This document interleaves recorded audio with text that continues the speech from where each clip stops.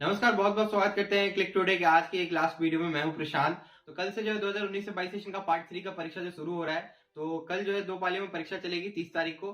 तो जो भी स्टूडेंट इस वीडियो को देख रहे हैं, इस वीडियो को शुरू से लेकर के अंत तक देखने की कोशिश करिए। हम बात करेंगे कि आपके एग्जामिनेशन हॉल में जो है क्या क्या चीजें आपके साथ जो है होने वाली है, क्योंकि जो भी अभी अपडेट आया है यूनिवर्सिटी की तरफ से, एक लास्ट अपडेट जो कि जारी किया गया है। जैसा कि मैं सबसे पहले बता देना चाहता हूँ उन छात्र छात्राओं को जिनका एडमिट कार्ड उनके कॉलेज में नहीं गया है। परीक्षा नियंत्रक जी की तरफ से जो है एक आदेश दे दिया गया है सभी कॉलेज को कि कुछ टेक्निकल इशू की वजह से जो है कुछ छात्र छात्राओं का जो एडमिट कार्ड नहीं अपलोड किया जा सका है, जिसकी वजह से जो है दिक्कतें आ रही हैं। तो जो भी छात्रों का एडमिट कार्ड नहीं आया है उनको जो कॉलेज की तरफ से एक प्रोविजनल एडमिट कार्ड जारी करके जो है दिया जाएगा। मतलब कि जो कि पार्ट 3 का प्रोविजनल फॉर्म था उसी के ऊपर जो है उनको स्टैंप मोहर लगा करके एडमिट कार्ड के रूप में उसे जो है दे दिया जाएगा, और उसके तौर पे जो आप लोग जाकर के अपने परीक्षा केंद्र पे परीक्षा दे सकते हैं। क्या करना है, कल जो आप एग्जामिनेशन के लिए जाओगे अपने परीक्षा केंद्र पे जो आधे घंटे पहले पहुंचना। साथ ही साथ आपके परीक्षा केंद्र पे इस बार हो सकता है कि सीटिंग अरेंजमेंट भी रहे, यानी कि आपका रोल नंबर वाइज जो है सीट लगा रहे और आपको जो है अपने सीट के ऊपर जो है रोल नंबर के अनुसार ही बैठने को कहा जाएगा। हो सकता है, बहुत सारे ऐसे परीक्षा केंद्र पे होता है।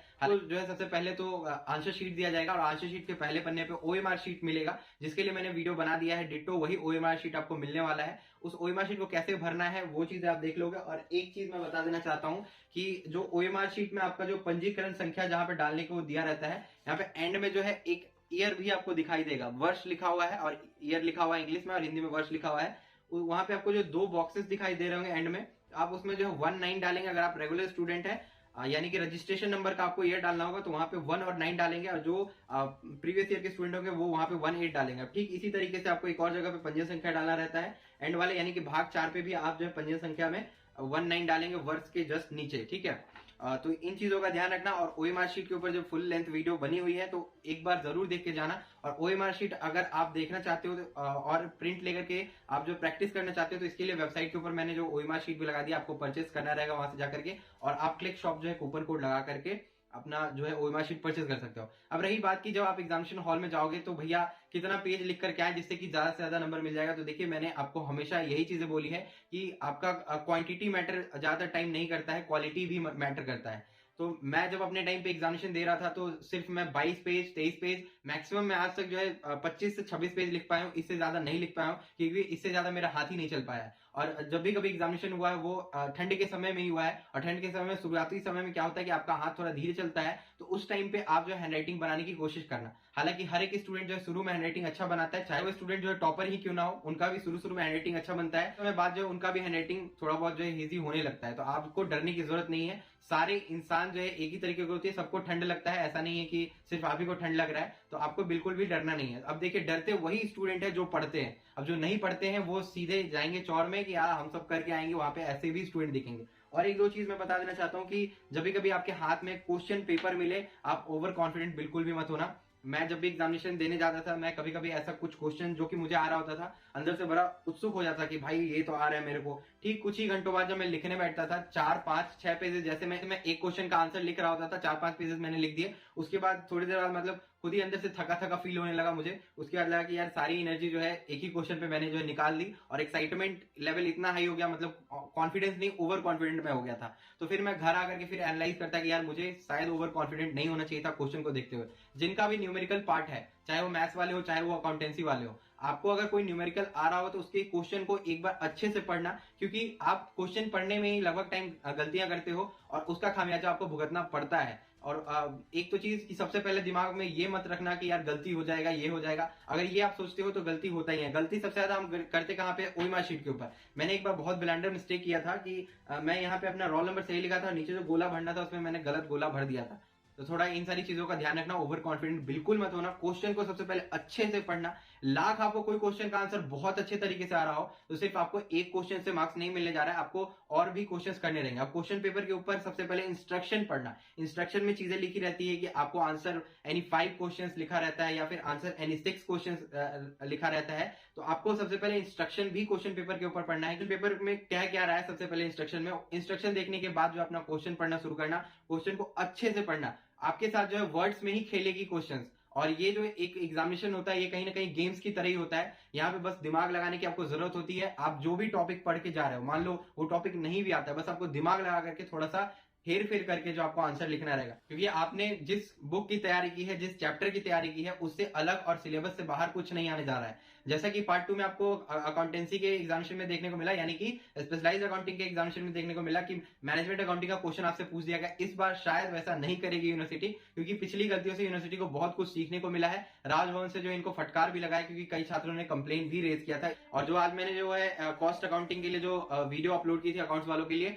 उसमें कुछ कैश फ्लो वगैरह को जो देखने को मिल रहा था। तो देखिए, कुछ साल पहले ऐसा था कि मैनेजमेंट और कॉस्ट अकाउंटिंग एक ही बुक हुआ करता था। आपने सुना होगा अपने टीचर से कि दोनों जो बुक होता था वो एक ही हुआ करता था, इसमें बहुत कुछ पढ़ना पड़ता था। तो आपने जो लिफो फिफो का भी नाम सुना होगा। तो पहले जो होता था कि एक ही बुक हुआ करता था, और अभी भी शायद मिथिला यूनिवर्सिटी में जो है कुछ चीजें जो है कॉस्ट अकाउंटिंग में पढ़नी रहती है। तो दूसरे यूनिवर्सिटीज में थोड़ा चैप्टर का इधर उधर रहता है। तो आपको जो है इन चीजों पे जो ध्यान रखना रहेगा और कंफ्यूज नहीं होना। जो मैंने दिया है और जहां कहीं से भी आपके टीचर ने बताया है जो चीजें, वही पढ़ के आपको जाना है, उसमें से एक्स्ट्रा आपको कुछ भी नहीं करना है। कुछ स्टूडेंट पूछ रहे हैं कि क्या सर हम अभी पार्ट 3 में आकर के इंग्लिश में लिख सकते हैं, क्योंकि पहले हम हिंदी में लिखते थे। तो ये सारी गलती बिल्कुल भी मत करना। हमारे टाइम पे क्या होता था, जब एडमिट कार्ड के लिए जो हम लोग फॉर्म भर रहे होते थे, यानी कि जो हम लोग पार्ट 3 का या पार्ट 2 का फॉर्म भर रहे होते थे, उस टाइम पे मीडियम पूछा जाता था कि भैया आप जो एग्जामिनेशन दोगे वो इंग्लिश मीडियम में दोगे कि हिंदी मीडियम में दोगे, ये पहले कंफर्म कर दो। जहां पर कि अगर आपने इंग्लिश लिख दिया तो आपको इंग्लिश में एग्जामिनेशन देना पड़ता। और अगर आपने जो पार्ट 1 में इंग्लिश में आंसर दिया और पार्ट 2 में इंग्लिश में आंसर दिया, तो पार्ट 3 में भी इंग्लिश में ही आंसर देने की कोशिश करो। अगर आप पार्ट 3 में आके कुछ एक्सपेरिमेंट करते हो तो फिर आपको प्रॉब्लम में डाल सकता है ये एक्सपेरिमेंट, ठीक है। इसलिए मैं बोल रहा हूं, लास्ट टाइम पे आप कुछ भी एक्स्ट्रा दिमाग मत लगाओ, जो आपने पढ़ा है उसी पे फुल्ली कॉन्फिडेंट रहो और खुद पे विश्वास रखो। बहुत सारे स्टूडेंट क्या करते हैं, अगल बगल से पूछने लगते हैं। तो देखो, पड़ोसी का आपको पता नहीं है, क्योंकि आप भरोसा उस पर कर नहीं सकते, वो आपके लिए अनजान है। अगर वो आपको कुछ बता भी रहा है, बहुत ऐसे वर्स्ट केस में जो है आप उसके कही हुई बातों पे या बताई हुई चीजों पे विश्वास करना, बहुत ही वर्स्ट केस में, जिस केस में आपको बिल्कुल भी कुछ नहीं आ रहा होगा, ठीक है। अगर आपको आ रहा है तो सबसे पहला काम वही करो कि जो चीजें आ रही हैं पहले उसी का जो है आंसर आप करो, ठीक है। और दूसरी चीज, आप किसी भी अगल बगल वाले के कॉपी में ताका झाकी नहीं करेंगे। भाई उसने कितना पेज लिख लिया, उस लड़की ने अभी तक इतना पेज लिख लिया, भाई वो लड़का तो बड़े लेट से आया था लेकिन अभी तक के उसने जो 26 पेजेस लिख लिया, कैसे लिख लिया। ये चीजें हम करते हैं कहीं ना कहीं। मेरी नजर खुद के फ्रेंड की कॉपी पे गई, भाई वो 26 पेज लिख चुका था, तब तक मैं 18वें पेज पे था, मतलब मैं 18वां पेज ही लिख रहा था। तब तक वो बंदा जो 26वें पेज पे पहुंच चुका था। जब उसने पूरा कॉपी कंप्लीट करा तो पता चला भाई कि उसने तो 30 पेज तक लिखा है और मैं तो 23-24 पेज तक जाते जाते ही थक चुका था। लेकिन बाद में जब मार्क्स आते हैं तो भाई उसके मार्क्स कहीं ना कहीं मेरे से कम रह गए और मेरे मार्क्स जो है उससे थोड़े से ज्यादा है। तो इससे हमें ये सीखने को मिलता है कि भाई आप पेजेस कितने भी भर दो, मार्क्स आपको पेज भरने से नहीं मिलता है, क्वालिटी ऑफ आंसर से भी मिलता है। अब रही बात की कभी कभी ऐसा होता है कि आपके सामने वाला बंदा हिंदी में लिख रहा होगा, आप इंग्लिश में लिख रहे होगे, तब कोई मेल नहीं है आपका और उनका। वो हिंदी में लिख रहा है, उसके पास जो है बहुत सारे शब्द है लिखने के लिए, और आप इंग्लिश में लिख रहे हो, आपके पास लिमिटेड वर्ड्स है। वैसे भी हमारी इंग्लिश में थोड़ी सी हाथ तंग रहती है, लेकिन फिर भी हमारे पास जितना स्टॉक होगा हम उसको पूरे कॉपी पे उतार देंगे। ऐसा भी करना है आपको। अब रिपीट तब करेंगे जब आपके पास वर्ड नहीं रह जाएगा, तो थोड़ा बहुत आप अपने माइंड से या अपने दिमाग से बना करके लिख देना, ठीक है। आपको इससे ज्यादा कुछ भी नहीं करना है। तो यही सारी चीजें हैं। और आपको जो अपना अटेंडेंस बनाना रहेगा वो आप बहुत ध्यान पूर्वक बनाएंगे। अगर आपको बिल्कुल भी ज्यादा सोचने की जरूरत नहीं है, आप कुछ भी नया ट्राई करने के लिए मत जाओ। जितना पढ़ा है उतना काफी है, कहीं से भी वीवीआई के चक्कर में मत पड़ो। मैंने आपको पहले ही बोला है कि आप अगर अपने सब्जेक्ट का क्वेश्चन बैंक परचेस करते हो वो इनफ है। आप प्रीवियस 6 ईयर के और 5 ईयर के क्वेश्चन देख जाओ, प्रैक्टिस कर जाओ, या फिर अगर आपको 10 ईयर के भी क्वेश्चन मिल जा रहे प्रीवियस, तो वो पढ़ जाओ और देख जाओ। उससे अलग और उससे बाहर कुछ नहीं आने जाने वाला है, क्योंकि यूनिवर्सिटी आपको जो क्वेश्चन देती है उसमें सिर्फ शब्दों के साथ खेलती है। मैंने पूरा का पूरा जो आपका क्वेश्चन बैंक देखा है, हर एक सब्जेक्ट का क्वेश्चन बैंक देखा है, उसमें यूनिवर्सिटी ने सिर्फ और सिर्फ शब्दों के साथ खेला है, चाहे वो इंग्लिश में हो चाहे वो हिंदी में हो। हम क्या करते हैं, हम शब्दों को नहीं समझ पाते हैं और इसकी वजह से हमारा कॉन्फिडेंस लो हो जाता है। हम ये सोचते हैं हमें तो ये आ ही नहीं रहा है। लेकिन ऐसा होता है कि जब आप घर पे आकर के वही चीज का आंसर देख रहे होते हो तो पता चलता है कि यार इस शब्द का मतलब तो यही निकल के आया है। आपको थोड़ा सा सतर्क रहना पड़ेगा और ओवर कॉन्फिडेंट बिल्कुल मत होना। क्वेश्चन को अच्छे से पढ़ना। आपका बगल में लाख जिगरी दोस्त बैठा हो लंगोटिया यार ही क्यों ना हो, तो आप उसके तरफ उस टाइम पे ध्यान मत लगाना। हाँ, भले ही थोड़ा जब देख लेना सारा क्वेश्चन तो बोलना कि हाँ भाई मेरे को ये आता है चाहे नहीं आता है, ऐसा मतलब थोड़ा बहुत कर लेते हैं लोग, तो वही मैं बोल रहा हूँ। उससे ज्यादा आप कुछ मत करना। तो मैं ये चाहता हूँ कि मैंने जो गलती करी थी एग्जामिनेशन में वो सारी गलतियां आप लोग ना दोहराएं।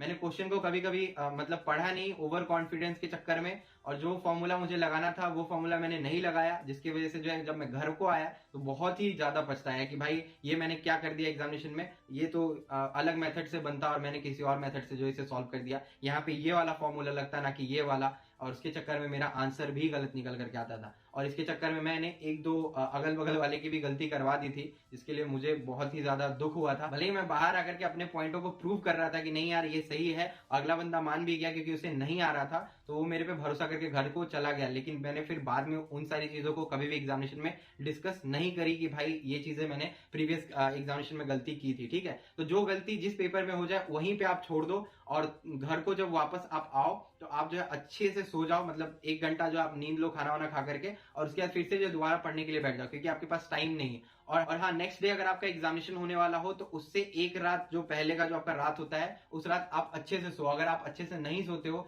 एग्जामिनेशन हॉल में आपको नींदें आएंगी और परेशान करेंगी। और अगर आपको जो दिन में सोने की आदत लगी पड़ी है तो इस आदत को आप कहीं ना कहीं छोड़ दो, क्योंकि ये आपको डिस्टर्ब करता है। एग्जामिनेशन के टाइम पे आपको वहां पे बहुत नींद आ रही होती है। बहुत ऐसे लड़के और लड़कियां होते हैं जो कि रात रात भर पढ़ लेते हैं, और इनफैक्ट नेक्स्ट डे उनका एग्जाम होता है वो 4 बजे सुबह तक पढ़ ही रहे होते हैं। इससे क्या प्रॉब्लम आती है, जब आप एग्जामिनेशन देने जाते हो आपका कहीं ना कहीं फोकस हिलता है और माइग्रेन की प्रॉब्लम भी आ जाती है, यानी कि सर दर्द जो है आपका होने लगता है। तो माइग्रेन एक ऐसी बीमारी है, बट लेकिन भगवान करे ऐसा किसी को ना हो। लेकिन मैं यही बोलूंगा, प्रॉपर नींद लो, प्रॉपर रेस्ट लो, ज्यादा कुछ नहीं सोचना है। ज्यादा सोचने के चक्कर में भी आपका दिमाग खराब हो गई होगा। ठीक है, अगर जो भी गलती हो जाता है उसे आप छोड़ देना, एक बार आप कमेंट करके पूछ लेना, मैं आप लोगों को रिप्लाई दे दूंगा। तो बस आज की वीडियो में इतना ही है, इससे ज्यादा कुछ नहीं है। मैंने आपका बहुत ही समय लिया है, लेकिन मैं यही मान के चल रहा हूँ आपका सिलेबस कंप्लीट हो गया होगा, और आप कल एक बार एग्जामिनेशन हॉल में जाने से पहले रिवाइज कर लेना हर एक चीज को, और एग्जामिनेशन केंद्र पे जब पहुंचना पानी वानी लेके प्रॉपर पहुंचना, और प्रॉपर रेस्ट लेना, ज्यादा हल्ला मत करना, बात मत करना, एक्साइटेड मत हो जाना, थोड़ा सा मतलब हेड डाउन कर लेना अगर वहां पहुंचना तो, और ज्यादा बकबक मत करना। मैं जैसे वीडियो में बकबक कर रहा हूँ वैसे बकबक वहां पे मत करना। मेरी एक दो आदतें थी जो कि एग्जामिनेशन हॉल में जाने के बाद मैं एक दो लोगों को बताने लगता था कुछ कुछ चीजें, और कुछ कुछ चीजें पूछने लगता था। ये मेरे अंदर बड़ी ही गंदी चीज थी, जो कि मैं फर्स्ट पेपर देने के बाद छोड़ दिया था, क्योंकि इस पेपर के बाद ही मुझे रियलाइज हुआ कि मैंने क्या क्या गलती जो फर्स्ट पेपर में करी, पेपर 5th में। उसके बाद वो सारी गलतियां मैंने रिपीट नहीं करी पेपर 6, 7 और 8 के लिए, क्योंकि बहुत ही ज्यादा मैं फर्स्ट पेपर में एक्साइटेड हो गया था कि मैंने पढ़ा है। और हर एक स्टूडेंट का होगा कि कॉस्ट अकाउंटिंग मैंने रगड़ के पढ़ा है। इसके बाद जो है मैनेजमेंट का जब बात आता है तो पता चलता है मैनेजमेंट अकाउंटिंग तो मैंने पढ़ा ही नहीं है, और दिक्कतें आ रही हैं मुझे। तो आपको ज्यादा एक्साइटेड भी नहीं होना है, आपको हर एक पेपर पे बराबर फोकस करना है, चाहे वो जीएस हो, चाहे वो आपका मेन पेपर 5, 6, 7 और पेपर 8 हो। ठीक है, जिनका भी प्रैक्टिकल एग्जामिनेशन होता है उनका तो केंद्र गठित किया जाएगा, यानी कि प्रैक्टिकल एग्जामिनेशन का केंद्र बनाया जाएगा, वहां पे जाकर के आपको परीक्षा देना रहेगा। बाकी अपडेट हमारे चैनल पे आप लोग को मिलती रहेगी टाइम टू टाइम। तो बस आज की वीडियो में इतना ही, तब तक के लिए हम चलते हैं। धन्यवाद, ऑल द बेस्ट आप सभी को। एग्जाम देके आना, इस वीडियो को अगर एग्जाम देकर के जो देख रहे हो तो जरूर बताओ कि कैसा गया एग्जाम, और एग्जाम देके आना तो भी बताना कि कैसा गया exam. Question paper Telegram group में जरूर भेजना, टेलीग्राम ग्रुप को जरूर ज्वाइन करना। तब तक के लिए मैं चलता हूँ, धन्यवाद।